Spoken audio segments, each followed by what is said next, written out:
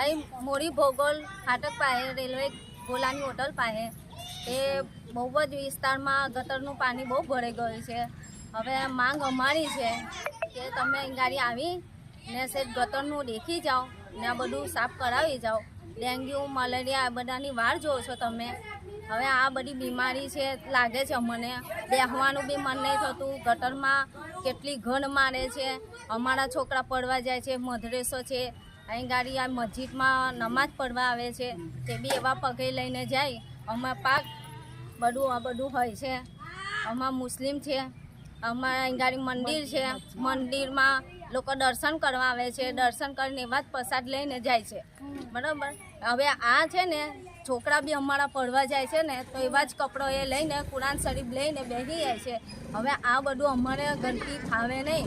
તમે અમારી માંગ એવી છે કે તમે આવીને આ દેખી જાઓ ને કરી જાઓ.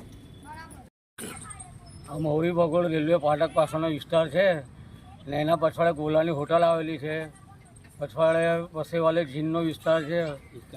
ભક્કર સાહેબ દરગાહ તરફ જવાનો રસ્તો છે. બધી જ જગ્યા પર ગટરો ઉભરાય છે અને પાણી ભરાઈ ગયું છે.